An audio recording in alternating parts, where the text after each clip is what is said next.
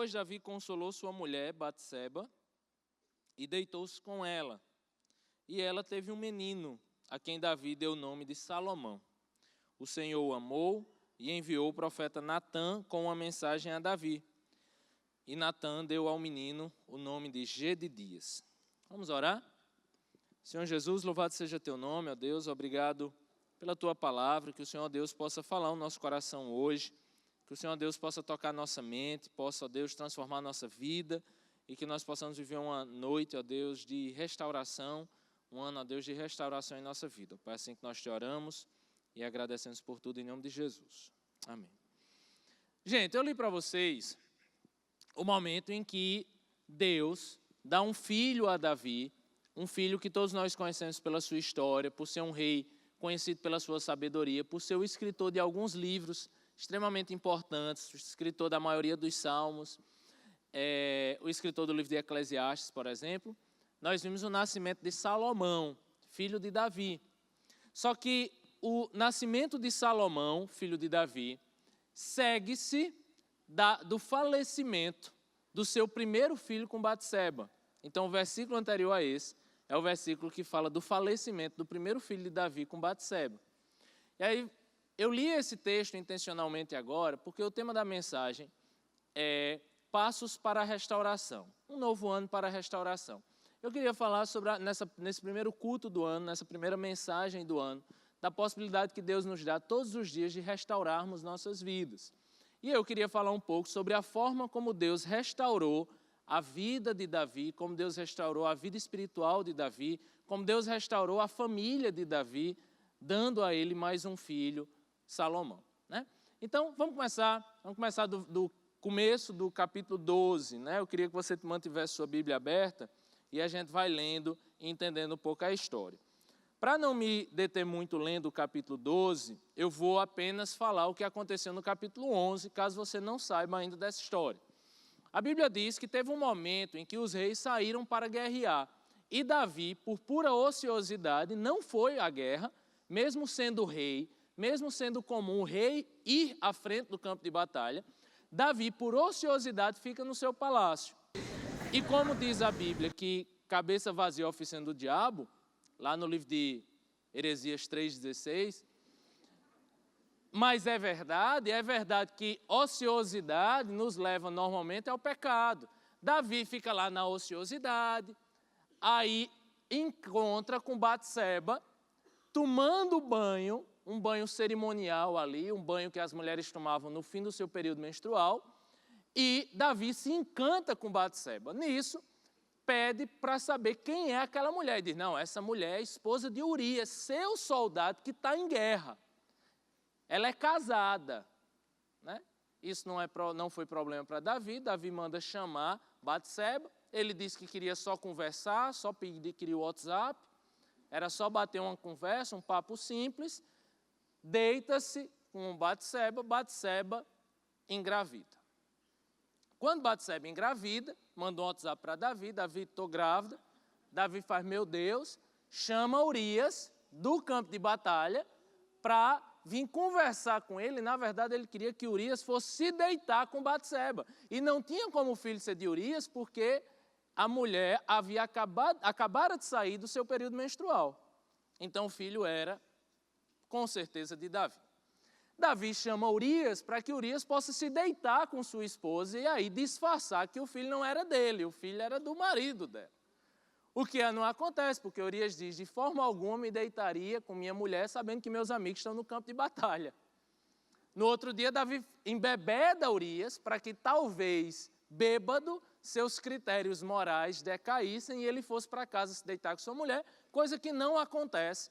Davi, então, escreve uma carta ao general, dizendo para colocar Urias no fronte do campo de batalha, para que ali ele seja morto. E assim o foi. Urias falece, Davi chama Batseba para sua casa, casa-se com ela e tem um filho com Batseba. Ou seja, entre aspas, o pecado perfeito. Por quê? Porque ninguém sabia. Ninguém soube do que aconteceu. Mas alguém soube. E aí, se você ver o último versículo do capítulo 11... diz assim, 11:27, passado o luto, Davi mandou que a trouxessem para o palácio. ela se tornou sua mulher e teve um filho dele. Mas o que Davi fez desagradou a quem? Ao Senhor. Desagradou ao Senhor. Segue-se o capítulo 12. Provavelmente, gente, não tem como saber exatamente quanto tempo se passou. Mas, no mínimo, 1 ano se passou. Davi, então, esconde o seu pecado por pelo menos 1 ano. 1 ano depois, diz no capítulo 12, e aí eu queria que você acompanhasse comigo, para a gente fazer a leitura. O Senhor enviou a Davi o profeta Natã. Ao chegar, ele disse a Davi: 2 homens viviam numa cidade, um era rico e o outro pobre. O rico possuía muitas ovelhas e bois, mas o pobre nada tinha, senão uma cordeirinha que havia comprado. Ele a criou e ela cresceu com ele e com seus filhos. Ela comia junto dele, bebia do seu copo e até dormia em seus braços. Era como uma filha para ele. Certo dia, um viajante chegou à casa do rico e este não quis pegar uma de suas próprias ovelhas ou de seus bois para preparar-lhe uma refeição. Em vez disso, preparou para o visitante a cordeira que pertencia ao pobre. Então Davi encheu-se de ira contra o homem e disse a Natã: juro pelo nome do Senhor que o homem que fez isso merece a morte. Deverá pagar 4 vezes o preço da cordeira, porquanto agiu sem misericórdia. Versículo 7. Você é esse homem, disse Natã a Davi. Vamos parar aqui? Vamos parar aqui? Eu já disse para vocês, já lhe adiantei, que eu quero falar sobre restauração e sobre a possibilidade de restaurar a nossa vida, de ter nossa vida com Deus restaurada. Só que eu preciso fazer ponto a ponto o que seria o caminho de uma restauração. E com certeza, no primeiro passo da restauração da nossa vida, sempre terá a exortação. O que Natã, gente, o que o profeta Natã faz aqui com Davi é maravilhoso. Natã chega para Davi e diz: Davi, existia um homem rico que tinha muitas ovelhas e existia um homem pobre que só tinha uma. Esse homem rico mata a única ovelha do homem pobre para dar um visitante. Davi ira-se nesse momento e diz: esse homem merece a morte. E Natã diz: esse homem é você. Esse homem é você. É interessante porque exortação, né, na formação da palavra, vem de orto. Orto é aquele dentista que aperta nossos dentes, né? Ortodontia, não é um negócio assim? Que ele vai deixar nosso dente o quê? Apertado. Também vai deixar apertado, mas vai deixar endireitado, vai deixar correto, vai deixar, alinhado, né? Alinhado. Exortar alguém é fazer com que essa pessoa se alinhe, é fazer com que essa pessoa se endireite, é fazer com que essa pessoa comece a agir da forma correta. Só que na nossa sociedade, na nossa cultura, exortar alguém é visto de forma negativa. Na nossa cultura, se alguém chega para falar, exortar alguém, essa pessoa diz o quê? Você está me julgando. Não sei se vocês já viram isso, eu já passei por isso várias vezes. Várias vezes as pessoas dizem: você está me julgando, quem é você para fazer isso? Eu não sou ninguém. Não sou ninguém. Eu só estou lhe dizendo o que a Bíblia está lhe dizendo. O problema é que quando Jesus condena o julgar, Jesus não condena o exortar. Jesus condena o julgar alguém quando você mesmo está vivendo esse pecado. Então Jesus condena o julgamento hipócrita. Jesus não condena a exortação, porque o próprio Jesus exortou várias pessoas. João Batista chamava as pessoas de raça de víboras e o próprio Paulo chegou a exortar Pedro. O Novo Testamento está cheio de momentos de exortação pública na igreja, de disciplina na igreja. Então, exortação, gente, é algo bíblico. E agradeça a Deus se você tem alguém que é seu amigo a ponto de lhe exortar. Nós vivemos numa sociedade que cuida tanto da minha autoestima, do meu ego, sabe? Que a gente não gosta das pessoas que discordam de nós. A gente não gosta das pessoas que pensam diferente da gente. A gente não gosta das pessoas que discordam da forma de vida que eu levo.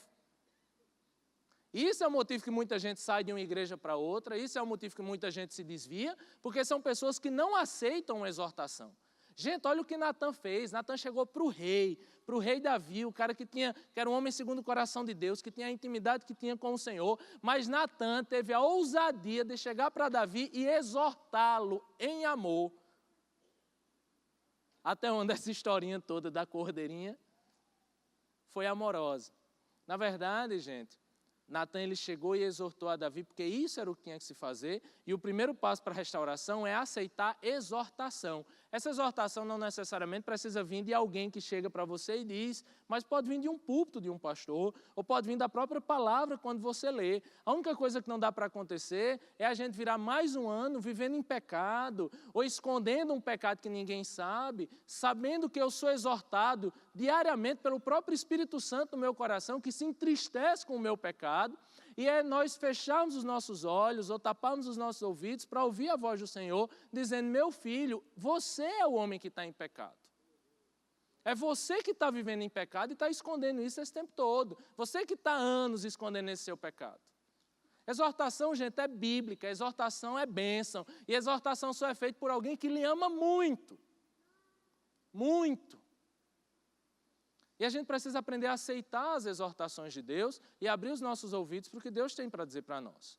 Se o primeiro passo da exortação, se o primeiro passo da restauração é a exortação, o segundo passo é a confissão.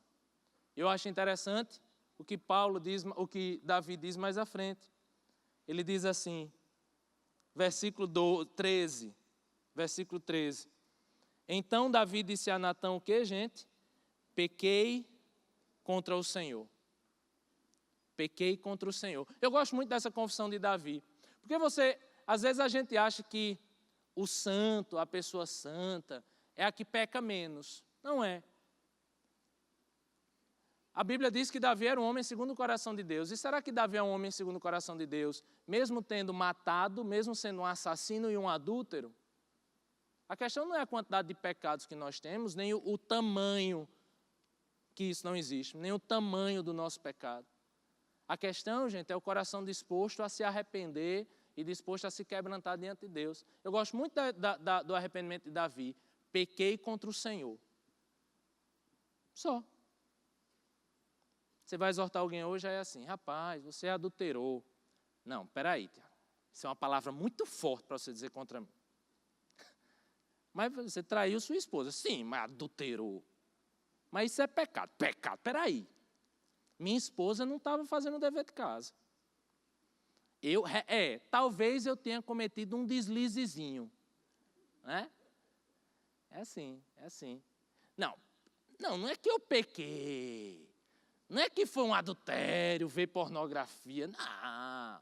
Foi um negócio assim que apareceu do nada, sem querer. E aí eu fui levado, Satanás pegou minha mão e disse, vá, faça isso. E eu disse, Satanás, sai daqui, Satanás, não vou sair. Aí eu fiquei nessa luta, perdi. Né? Mas a culpa foi de quem? Do diabo. Né? A culpa foi de Satanás, a culpa foi dela, a culpa foi da minha esposa, a culpa foi dos meus filhos, a culpa é do dinheiro que acabou, a culpa é de fulano, é do diabo, é de quem for. Isso não é arrependimento, gente. Arranjar desculpas para o meu pecado não é arrependimento. É porque eu estou doente. Hoje tudo é doença, né? Tudo é doença. Não, e pode até ser um vício, alguma coisa que você tenha, mas em nada disso diminui o fato de que é pecado. E que pecado, gente, exige arrependimento, exige um coração quebrantado, sem desculpa, sem rodeio, sem milindre, sabe? Sem massagear o nosso ego, sem massagear a nossa autoestima para as coisas. Você caiu, arrependa-se, ajoelhe-se diante do Senhor, feche os seus olhos, se quebrante, jejue, ore, peça perdão a Deus. Deus, eu errei, eu pequei, eu preciso do seu perdão.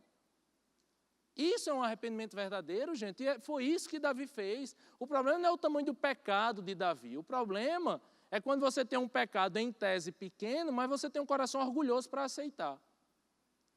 Davi chega e diz, pequei contra o Senhor. Mas vamos seguir o texto. Se o primeiro passo da restauração é a exortação, o segundo é a confissão. Mas tem algumas coisas que eu queria tocar aqui com vocês. Ele diz assim, você é esse homem, disse Natã a Davi, e continuou, assim diz o Senhor, Deus de Israel, eu ungi rei de Israel e o livrei das mãos de Saul. Dei-lhe a casa e as mulheres do seu senhor. dê-lhe a nação de Israel e Judá. E se tudo isso não for suficiente, eu lhe teria dado mais ainda. Porque você desprezou a palavra do Senhor, fazendo o que ele reprova. Você matou Urias, o hitita, com a espada dos amonitas e ficou com a mulher dele. Davi, por que você fez isso, Davi? Sabe o que é interessante nesse texto? É que Davi peca, Natã o exorta, e a primeira coisa que Deus diz a Davi através de Natã é: Davi, por que você fez isso? Você tinha todas as mulheres que você quisesse. À época existia essa cultura da poligamia, que é pecaminosa. Por que você fez isso? Eu te livrei de Saul, Davi. Eu dei um reino para você matar um soldado do reino que eu te dei, do exército que eu te dei. Uma vez, eu trabalhava na casa de recuperação e eu perguntei a um jovem, eu perguntei a todos, na verdade, porque eles estavam ali. Na casa de recuperação da Cidade Viva, ninguém é obrigado a estar lá. Não é aquela internação compulsória, você vai porque quer. E aí eu perguntei, olha, por que vocês estão aqui? Aí uns diziam, eu estou aqui porque minha esposa disse que se eu não ficar, ela acaba comigo. Eu estou aqui porque minha mãe mandou. Eu estou aqui porque eu quero me livrar da droga. Aí teve um jovem que disse assim, eu estou aqui por gratidão. Achei interessante isso. Eu falei, não, explica. Era Diogo o nome dele. Eu falei, Diogo, explica. Como assim eu estou aqui por gratidão? E ele contou uma história muito interessante. Ele disse que a mãe dele tinha pedido para ele ir para a casa de recuperação. Ele disse que não ia, não queria saber de igreja, não queria saber disso. E foi sair para se drogar com um amigo. E aí, antes de sair, a mãe dele fez, filho, não saia, fica em casa e tal. Ele fez, não, mãe, eu vou sair. Aí ela disse, então deixa eu ler um versículo bíblico para você. Ele fez, leia, mas leia rápido.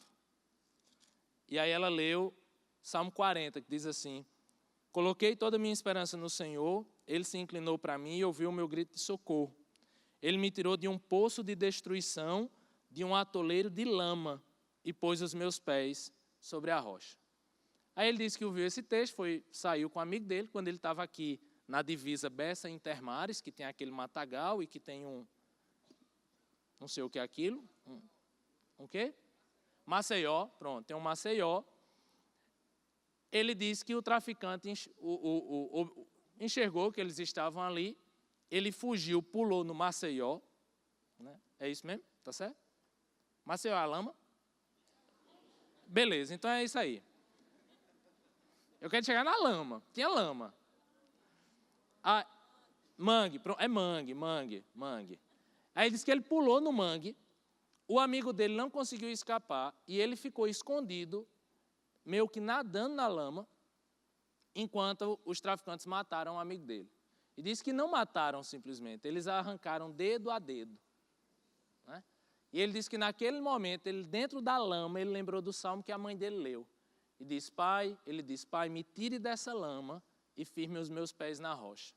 E ele disse que os traficantes passaram ao lado dele, observaram muito próximo a ele e não o viram. E ele disse que naquele momento o Senhor salvou a sua vida.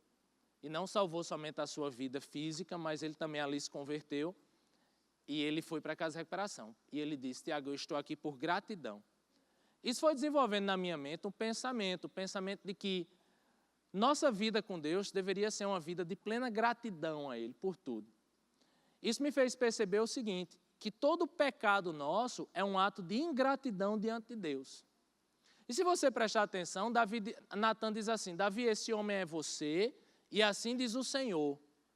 Por que você fez isso se eu te dei o reino, se eu te dei as mulheres que você quis, se eu livrei a tua vida de Saul? O que é que Deus está falando aqui para Davi? Por que você foi tão ingrato comigo? Por que você foi tão ingrato? Era uma mulher que você prezava, você tinha todas que você queria. Você só não tinha a casada. Era mais poder que você queria, eu te coloquei como rei. E se você, Davi, quisesse mais e tivesse me pedido, eu teria lhe dado, disse Deus a Davi. Todo pecado nosso, gente, é um ato de ingratidão a Deus. Deus me deu uma esposa maravilhosa. E o maior ato de ingratidão que eu posso ter é trair essa minha esposa. Deus me deu bens, Deus me deu um carro, Deus me deu uma casa. A pior coisa que você pode fazer é roubar, é sonegar imposto, é mentir, é enganar pessoas. Porque quando você faz isso, não é que você está somente enganando pessoas, você está sendo mal agradecido ou ingrato com Deus, que já te deu tantas coisas. Quando eu faço isso e quero usurpar algo de alguém, é porque eu não estou satisfeito com o que Deus já me deu. O que Natan faz Davi perceber é que o ato dele de pecado não foi somente o pecado de matar alguém, nem o de adulterar com alguém. Foi o pecado de ser ingrato diante de tudo que Deus já tinha dado a ele. E se a gente prestar atenção, todos os nossos pecados são atos de ingratidão a Deus. O problema, gente, é que esse ato de ingratidão gera algo que todo pecado gera, consequências. E aí Deus agora, através de Natan, começa a dizer as consequências do pecado de Davi. Vamos ver quais foram? Versículo 10. Por isso, ou seja, por isso, por causa do seu ato de ingratidão, por causa do seu pecado, pelo fato de que você é esse homem, a espada nunca se afastará de sua família, pois você me desprezou e tomou a mulher de Urias, o hitita, para ser sua mulher. Assim diz o Senhor, de sua própria família trarei desgraça sobre você. Tomarei as suas mulheres diante dos seus próprios olhos e as darei a outro. E ele se deitará com elas em plena luz do dia. Você fez isso às escondidas, mas eu o farei diante de todo Israel, em plena luz do dia. Então Davi disse a Natan, pequei contra o Senhor. E Natan respondeu, o Senhor perdoou o seu pecado. O Senhor perdoou o seu pecado. Você não morrerá. Entretanto, uma vez que insultou o Senhor, o menino morrerá. O menino morrerá. É muito forte esse texto, porque a gente começa a entender um Deus que é amoroso, um Deus que é misericordioso, mas a gente precisa sempre entender um Deus que é santo. Um Deus que não é só santo, um Deus que é santo, santo e santo. A repetição 3 vezes da palavra santo, quando lá na visão de Isaías 6, denota que o maior atributo de Deus é a sua santidade. A Bíblia diz que Deus é amor, sim, mas diz só que Deus é amor. Mas a Bíblia diz que Deus é santo, santo e santo. Alguns teólogos vão dizer que todos os atributos de Deus são santos, porque a santidade é a sua maior expressão. O amor de Deus é santo, a onipotência de Deus é santa, porque o maior atributo de Deus é a sua santidade. O fato de que o maior atributo de Deus é a sua santidade, quer dizer que o nosso Deus é um Deus santo e um Deus justo. E que a sua justiça, gente, não permite o desprezo de homens. É muito duro falar sobre isso, mas uma das coisas que a gente mais tem perdido diante de Deus é o temor a Deus. É o temor diante da sua santidade. No Antigo Testamento, algumas pessoas blasfemavam contra Deus e algumas pessoas tiveram a oportunidade de presenciar a expressão mais profunda de Deus. E esses homens tremeram diante da santidade de Deus. No Novo Testamento tem um episódio de Ananias e Safira que eles mentem sobre o dízimo e são fulminados na mesma hora. Você vai dizer, Tiago, como é que um Deus amoroso fulmina pessoas? A pergunta não é isso, não é essa. A pergunta é como é que um Deus santo, santo e santo ainda nos deixou vivos até hoje. Essa é a pergunta. Porque a santidade de Deus, ela é tremenda, gente. E ela deveria nos causar mais temor diante dos pecados. E aí, para que a gente não despreze a Deus, para que a gente não blasfeme contra o seu nome, Deus trouxe consequências públicas ao pecado de Davi. E essas consequências foi a destruição do seu reinado, ou a vergonha do seu reinado, a divisão de Israel que viria depois, ainda por Deus ser misericordioso a Davi. Davi, quando foi exortado por Natan, disse, esse homem merece a morte. Qual era, gente, a maior consequência que deveria vir sobre Davi naquele momento? Deveria ser a sua morte. E Deus o poupou. Mas de uma consequência, Deus não livrou Davi. Foi da morte do seu filho, advindo daquela relação adulterina. O fato, gente, que a gente precisa ter, e precisa ter muito temor em relação a isso, é que para todo pecado existe consequência. Talvez eu possa lhe dizer que não exista pecadinho e pecadão, porque todo pecado é pecado da mesma intensidade. Agora, para todo pecado existem consequências diferentes. A consequência de um adultério, com certeza, talvez seja maior do que a consequência de uma mentira. Mas o fato é que para todo pecado existe consequência. E é muito importante que isso fique no nosso coração, não para nos gerar medo, mas para nos gerar temor.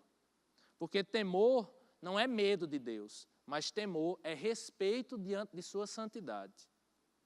As palavras que Deus usou para Davi foi: você me desprezou. É como se ele estivesse dizendo: você me humilhou, você pisou diante da minha santidade. E apesar de que a pena para o seu pecado era a sua morte, eu vou ser misericordioso com você. Mas a criança não sobreviverá. Diante disso, Davi toma uma atitude.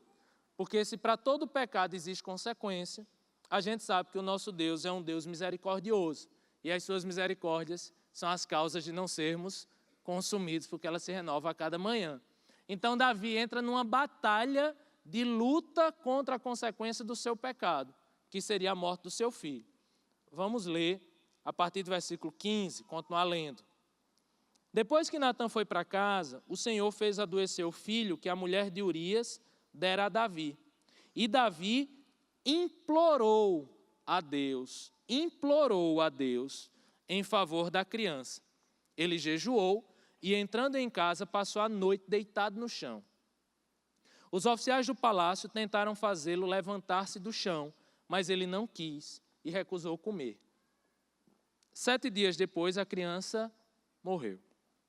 Os conselheiros de Davi ficaram com medo de dizer-lhe que a criança estava morta e comentaram: enquanto a criança ainda estava viva, falamos com ele e ele não quis escutar-nos.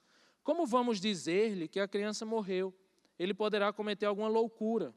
Davi, percebendo que seus conselheiros cochichavam entre si, compreendeu que a criança estava morta e perguntou: a criança morreu? Sim, morreu, responderam eles. Então Davi levantou-se do chão, lavou-se, perfumou-se e trocou de roupa. Depois entrou no santuário do Senhor e o adorou. E voltando ao palácio, pediu que lhe preparassem uma refeição e comeu. Seus conselheiros lhe perguntaram: por que ages assim? Enquanto a criança estava viva, jejuaste e choraste, mas agora que a criança está morta, te levantas e comes. Ele respondeu: enquanto a criança ainda estava viva, jejuei e chorei. Eu pensava: quem sabe? Quem sabe? Talvez o Senhor tenha misericórdia de mim e deixe a criança viver. Mas agora que ela morreu, por que deveria jejuar? Poderia eu trazê-la de volta à vida? Eu irei até ela, mas ela não voltará para mim. O interessante desse texto, você percebeu que Davi, ao entender que a criança morreria, cai em jejum e clamor a Deus, pedindo para que Deus tenha misericórdia e poupe a vida da criança. O fato, gente, é que todo pecado nosso traz consequência, mas Deus é tão misericordioso que muitas vezes Ele poupa muita coisa de nós, não é verdade? Às vezes é o pecado que poderia ter destruído o nosso casamento, mas Deus permite que ele continue, né? Tanta coisa que Deus tem misericórdia. Só que às vezes existem momentos muito difíceis na nossa vida. É o momento que Deus nos diz não. O momento que Deus diz não é o momento mais difícil para a gente. Quando Deus diz sim, é um momento de muita alegria. Quando Deus diz talvez, é um momento de muita fé. Mas quando Deus diz não, aí é o momento talvez mais difícil da nossa vida. A gente está vivendo esse momento de um ano novo, né, de coisas novas, e ele sempre me deixa muito reflexivo. Eu fiz 30 anos ano passado, né, em 2016. E eu lembro que foi um momento de muita tensão para mim. Fazer 30 anos e tal. Dizem que é um marco, né? Quando você faz esses 30. E eu lembro que quando eu completei essa idade, eu li um texto muito legal de um amigo meu chamado Ricardo Oliveira. Esse texto tem um site dele chamado Catavento, é um texto muito legal. Eu tive que fazer uns recortes porque o texto é mais longo, mas você pode ir atrás e vai ler o texto por inteiro. eu dei uma reduzida por causa do tempo. O texto diz assim: o mais difícil de chegar aos 30, entre parênteses, ou como eu fingi ser maduro. Esse é o ano que faço 30, 27 de março de 1986, 10h45 da manhã, 2016 chegou, e meu problema não é exatamente com fazer 30 anos de idade. Ficar velho nunca foi um problema real para mim, e não é difícil entender por quê. Aos 11 anos eu já tinha bigode, aos 12 ele foi acompanhado de uma sobrancelha grossa. Aos 13 as sobrancelhas deram as mãos e se uniram fazendo uma sombra inteira por cima dos óculos que resolviam minha miopia. Aos 14 eu comecei a tirar o bigode e uma barba rala estava nascendo na maçã do rosto. Aos 16 eu já fazia a barba por inteiro, enquanto ainda estava no segundo ano do ensino médio. Era normal tudo aquilo para os colegas de classe. No máximo, um ou outro raspava o bigode para não ficar com a cara que eu tinha aos 11. Ninguém queria aquele bigodinho de cobrador na puberdade. Isso quer dizer que eu passava por situações que alguns poucos também já enfrentaram. Eu tinha certeza que podia forjar a minha idade em inúmeras situações, mas nunca me aproveitei de verdade disso. Na verdade, acho que se eu me esforcei foi em não apenas parecer mais velho, mas realmente ser mais velho. Aos 18 eu queria ser mais maduro, mais experiente, entendido das coisas. Não era coisa nenhuma, mas eu conseguia forjar bem, sempre utilizando o que eu tinha de sentimental e observador. A verdade é que não somos maduros de verdade até que a gente viva de verdade. E talvez esse seja o meu grande problema de chegar aos 30. Perceber que na minha falsa maturidade precoce da minha vida, mantive o caminho errado sobre o que significa viver e aprender. Desculpe o drama, mas essa é uma verdade dolorosa. Esse é o tipo de verdade que eu encontro em uma das minhas canções favoritas. É uma canção de John Mayer, chamada Born and Raised, que fala sobre um cara que percebeu que está virando adulto finalmente. As coisas não estão sendo fáceis ultimamente e ele está tendo um ano pior que o outro. Vez ou outra, a vida parece exigir que ele finja ser alguém que não é. E por isso tem sido difícil de encarar. A música diz: ainda tenho tempo, ainda tenho fé. A canção termina lembrando: então se alinhe e assuma seu lugar e mostre sua face para amanhã, porque qualquer dia desses você vai estar nascido e crescido, e essas coisas vêm sem aviso. Se isso soa como uma melancolia conformada para você, pense que você também entendeu a letra. Eles estão dizendo a verdade e eu estou entendendo. O ponto mais interessante dessa história, contudo, é que o belo disco homônimo à canção termina com a reprise da faixa título.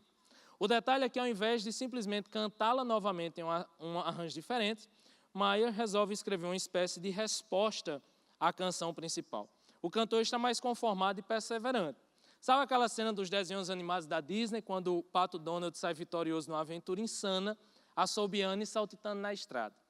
Ele diz assim: nascido e crescido, na metade do tempo, terei o dobro da minha idade. Melhor aprender como virar a página, porque o tempo é estranho quando você é nascido e crescido. Não é exatamente fácil virar a página para a frustração de ter tentado, por tanto tempo, antecipar a minha maturidade. Especialmente depois de perceber, chegando aos 30, que a extrema dificuldade que tive e tenho em lidar com certas pedras da vida tem bastante a ver com isso. Tal qual o personagem da canção, ainda tenho sonhos, mas eles não voam tão alto quanto antes. Aprendi, contudo, não se antecipa a maturidade. Não dá para comprar no supermercado. Viver é preciso, crescer é preciso. E fazer 30 anos é uma pequena parte de tudo isso. Ricardo Oliveira, né? Não é um texto meu, mas é um texto belíssimo. O que eu aprendi muito com esse texto, eu aprendi muito com fazer 30 anos. Eu sei que você está achando uma besteira esse negócio de 30, principalmente quem tem mais do que eu. Mas eu lembro de quando você fez 30. Ser 30, como diz a levita do Senhor Sandy, é ser velho demais para ser jovem, jovem demais para ser velho. Você já viu essa música dela? É muito interessante. Também é aos 30. Você viu que eu pesquisei, né, sobre o assunto. Porque o interessante de você ficar mais velho, e por incrível que pareça, eu tenho uma percepção de ficar velho, não no meu aniversário, eu tenho mais nesse negócio de virada de ano. Porque na virada de ano é que eu vejo que o ciclo mudou, que o tempo passou e que mais uma fase se inicia. E é nesse momento que eu mais fico pensando sobre a vida. O problema de fazer 30, de fazer 40, de fazer a idade que for, é que parece que quanto mais a gente envelhece, mais a gente se apega aos erros e mais a gente se apega a continuar da forma que está, porque a gente para de sonhar. Envelhecer, gente, o maior problema de envelhecer é quando eu envelheço e eu perco meus sonhos. E parece que ficar velho faz isso com a gente. Quando a gente vai envelhecendo e vai chegando em umas fases da vida, a gente vai sonhando menos. Eu lembro quando eu tinha 20 anos e eu queria ser Bill Gates. Agora, se eu ganhar 2, 3 mil por mês, está valendo. Os sonhos vão diminuindo, entendeu? Mas o problema disso, apesar de que a gente vai se contentando com a vida e que os nossos sonhos vão diminuindo, isso não necessariamente é algo negativo, mas é um contentamento que a vida vai nos dando e que a maturidade vai nos concedendo, mas é quando a gente começa a se achar velho demais para mudar. É quando a gente começa a se achar velho demais para tentar de novo. É quando a gente se acha velho demais, gente, para tentar restaurar algo que foi perdido no meio do caminho. Sabe o que eu mais gosto da história de Davi? É que Davi, gente, ele pecou, mas Davi, ele prosseguiu para o alvo. Ele prosseguiu para alcançar algo a mais de Deus. Ele continuou sua história. Ele não parou no meio do caminho. Ele não parou no meio do erro. Inúmeras e inúmeras pessoas, gente, pararam no seu ministério desde aquele pecado dos 20 anos. Muitas e muitas pessoas destruíram seu casamento desde aqueles 10 ou 15 anos atrás. Muitas e muitas pessoas desistiram de sonhar, desistiram de virar a página e de continuar. Só que o maior reflexo do crescer não é a barba que você tem na cara, nem é o ano que você nasceu, nem é a idade que você tem. O maior reflexo de crescer é aceitar as derrotas e é prosseguir para o que Deus tem para nós. Crescer, gente, é dor. Crescer traz sofrimento, crescer traz angústia, mas são essas dificuldades da vida e são essas pedras da vida que nos faz entender o que é a vida. A vida tem momentos de tristeza, a vida tem momentos de tropeço, mas viver é prosseguir, viver é não viver preso no passado, viver é aceitar o que aconteceu no passado, mas é prosseguir, gente. Crescer é isso, crescer é viver, crescer é continuar, crescer é perseverar, crescer é se segurar na fé que nós temos no Senhor e entender que o nosso Deus é o Deus que pode nos tirar um filho, mas é o Deus que pode nos trazer outro. Foi o que aconteceu no versículo 24. E o versículo 24 diz que Davi se deitou novamente com Batseba e agora teve um filho. Esse filho foi Salomão. E Salomão foi um rei sábio e temente ao Senhor em tantos e tantos momentos. O fato, gente, é que é belíssimo você entender que Salomão veio de uma relação inicialmente adulterina, errada, de uma relação que não tinha nada para dar certo, mas Deus restaura até algo que foi formado no maior dos pecados, que é o adultério. Deus conseguiu restaurar esse casamento e trazer um novo filho e trazer uma nova vida. Se Deus restaurou, gente, a vida de Davi, Deus pode restaurar a nossa vida. É interessante que eu preguei essa mensagem em um acampamento no começo do ano passado. E à época eu fui muito tocado por algo que aconteceu e eu lembro que eu citei isso na pregação, quando eu preguei meses atrás. Teve um casal que eu conheci, até através da vida do meu amigo que escreveu esse texto. E eu lembro que no acampamento, anos e anos atrás, eu conheci esse casal com a filhinha deles. Era um bebê, e eu lembro que um tempo depois que eu conheci esse bebê, essa menina estava andando no carro e sofreu um acidente de carro e esse bebê faleceu. Acho que ia fazer 1 ano ainda. E eu lembro como aquilo foi difícil, né? Acho que muitos aqui devem ter ouvido essa história, já faz alguns anos. E eu lembro que tempos depois eu soube que essa menina estava grávida novamente. E que era um menino, que o nome era Davi, e que ela ainda grávida descobriu que esse menino tinha um problema no coração. E esse menino teve que fazer, salvo engano, uma cirurgia ainda na barriga da mãe e também faleceu. E eu lembro que antes de eu ir pregar nesse acampamento, eu fui visitar um amigo meu que tinha tido um filho na maternidade. E quando eu desci, que cheguei no térreo, estava essa menina, esse casal lá, ela grávida de novo, e ela estava indo ter o seu filho. E seu filho tinha saúde, estava bem, e está muito bem até hoje. E aquilo me emocionou muito, porque eu apesar de eu ter falado aqui dos momentos em que Deus tira coisas de nós por causa do pecado, tem um livro inteiro na Bíblia, que é o livro de Jó, que mostra quando os justos sofrem. E o fato, gente, é que nossa vida é uma vida de muitas perdas. Algumas delas por causa dos nossos próprios pecados. Outras pela soberana vontade de Deus que a gente não consegue discernir. O fato é que eu me emocionei muito quando eu vi essa menina e esse casal lá de novo na maternidade, porque aquilo só traz uma frase no meu coração: Deus é um Deus de restauração. Deus é um Deus que pode levar filhos preciosos nossos, muitas vezes até pelo nosso próprio pecado, mas Deus também é um Deus que restaura. Eu passei ontem um dia muito doente, e hoje eu ainda fiquei muito doente, porque fiquei muito mal, fiquei muito doente, quase não conseguia pregar. Na verdade, eu nem ia pregar mais, e orei ao Senhor dizendo assim: Deus, como é difícil essa batalha, né?